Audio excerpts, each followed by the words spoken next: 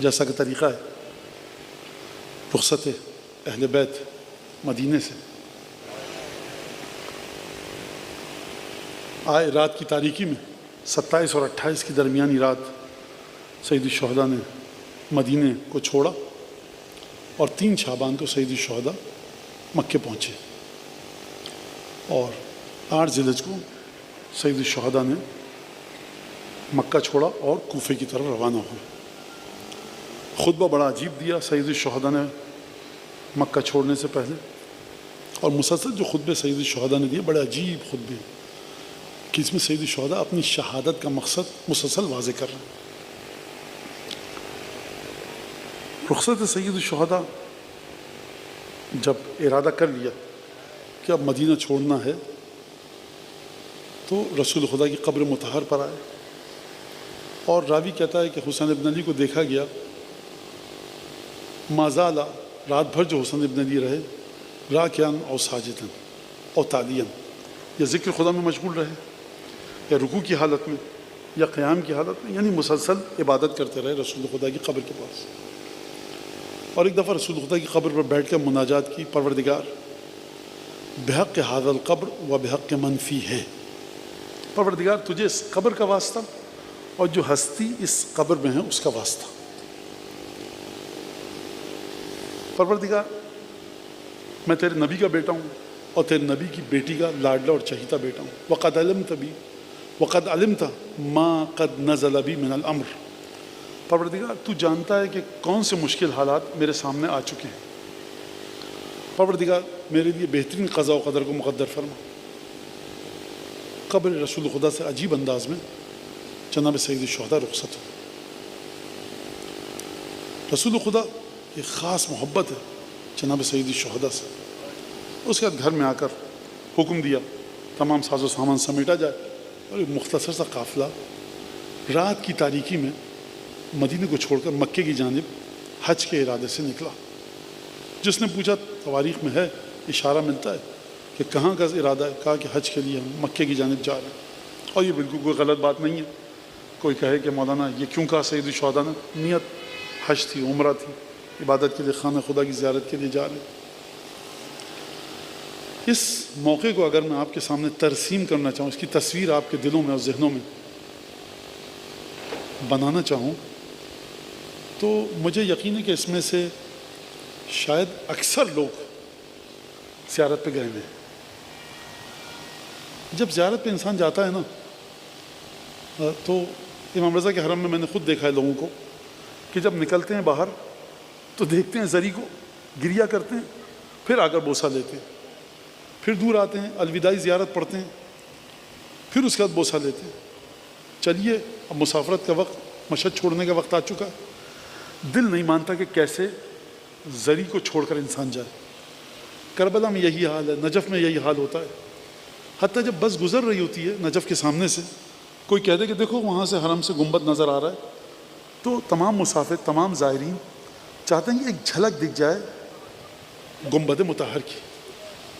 اور بعض کی آنکھوں میں دیکھا ہے بڑے پاک و صاف مومنین ہیں، آنکھوں سے آنسو نکل رہے ہوتے ہیں، اور جب جہاز اڑتا ہے تب بھی وہ دیکھو وہاں سے گنبد نظر آ رہا ہے۔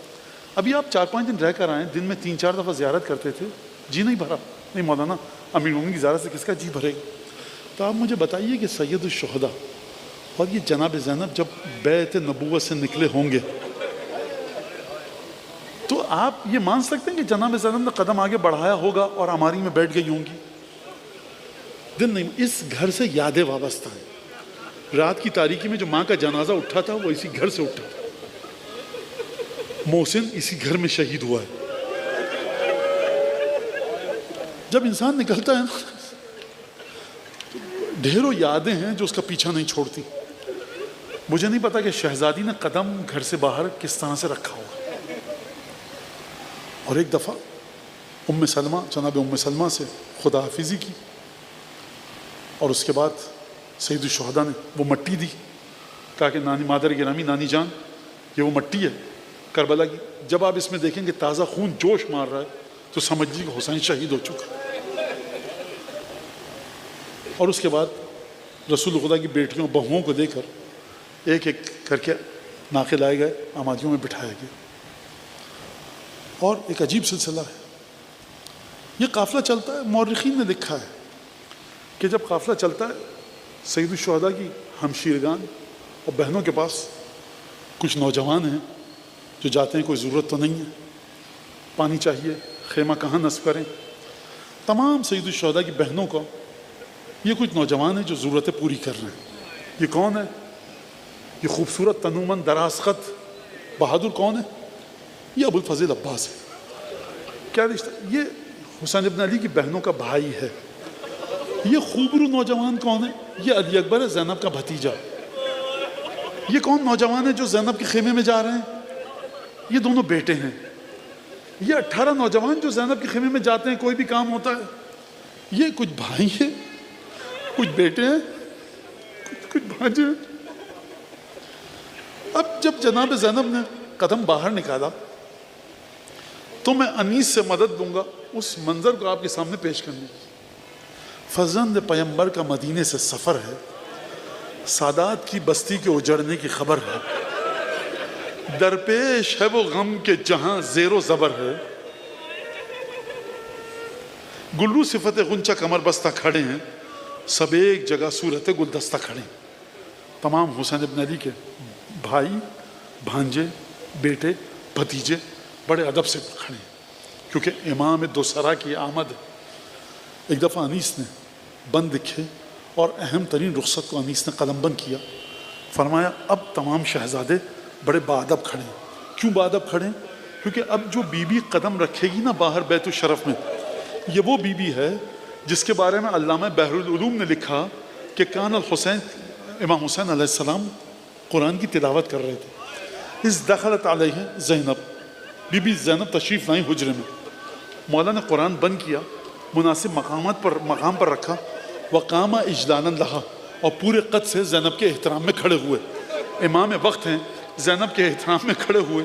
اگر زینب کا احترام یہ ہے تو آپ کیا توقع رکھتے ہیں؟ بھائی بھی موجود ہیں، بیٹے بھی موجود ہیں، بھانجے بھی موجود ہیں. کیوں؟ عقیلہ بنی ہاشم، یہ وہ ہے جو شیر فاطمہ کی پالی ہوئی ہے، علی ابن ابی طالب کی آغوش کی لاڈلی ہے. اس نے رسول خدا کو دیکھا ہے، اس کے لیے امام حسن اور امام حسین احترام کرتے ہیں. بس ایک دفعہ بی بی نے جب قدم رنجا فرمایا دہلیز کے باہر، انیس نے فرمایا پہنچی جو ہی ناقے کے قرین دختر حیدر، خود ہاتھ پکڑنے کو بڑھے سبت پیمبر. خبردار، زینب آگے بڑھ رہی ہیں، کوئی ہاتھ نہ تھامے. انیس کی نظر میں حسین ابن علی کا حق ہے کہ زینب کا ہاتھ تھامے. پہنچی جو ہی ناقے کے قرین دختر حیدر، خود ہاتھ پکڑنے کو بڑھے سبت پیمبر. تھے پردے محمل کو اٹھائے علی اکبر. جب زینب محمل میں بیٹھیں گی تو اپنے ہاتھ سے پردہ ہٹا لیں. انیس فرماتے ہیں ادب کا مقام یہ نہیں ہے، یہ جرت ہے کسی کی کہ زینب اپنے ہاتھ سے محمل کا پردہ اٹھائیں. تھے پردے محمل کو اٹھائے علی اکبر، فضات ہی سنبھالے ہوئے خود گوشے چادر. کہیں زینب کی چادر پیروں میں رپٹ نہ جائے، بی بی کو تکلیف نہ ہو. فضات ہی سنبھالے ہوئے خود گوشے چادر، تھے پردہ محمل کو اٹھائے علی اکبر. ہاتھ حسین نے پکڑ دیا، پردہ محمل علی اکبر نے اٹھا دیا. فضہ ماں کی کنیز چادر کو اٹھا دیا. یہ دونوں بیٹے کہاں کھڑے ہوئے ہیں؟ اون محمد. فرمایا فرزند کمر بستہ چپ و راست کھڑے تھے. اب اون محمد کی جرت ہے کہ علی اکبر کے آگے آئیں. اون محمد کی جرت ہے کہ نانی کی کنیز کے سامنے آئیں.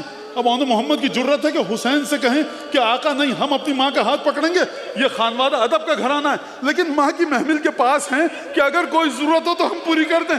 فرزند کمر بستہ چپ و راست کھڑے تھے. ابو الفضل عباس کہاں پر ہیں؟ فرمایا نالین اٹھا لینے کو عباس کھڑے تھے. بس یہ تھی مدینے سے رخصت.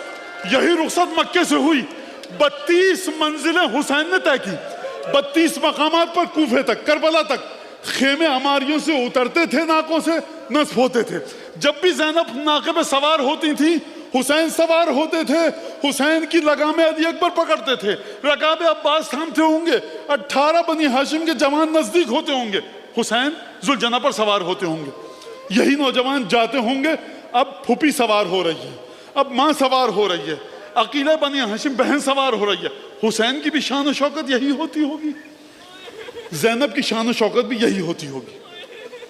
ایک مرتبہ مقام وہ آیا، اپنی شہزادی کی مظلومیت کا ایک جملہ کہوں گا شاید کہ حق کا مطلب ادا ہو جائے۔ ایک مقام وہ آیا کہ زینب نے تو بھائی کو سوار کروا دیا، لیکن بی بی کی مظلومیت یہ ہے، میں کہوں گا مولا آپ کا امتحان عصر عاشور ختم ہو گیا، زینب نے سوار کروا دیا، لیکن جب میری بی بی 11 محرم کو ناقے میں بیٹھ رہی تھی تو نہ محمل تھی، نہ ہماری تھی، نہ بھائی تھا، نہ بھتیجا تھا، اگر تھے تو ظالمین ہاتھوں میں تاز کرنے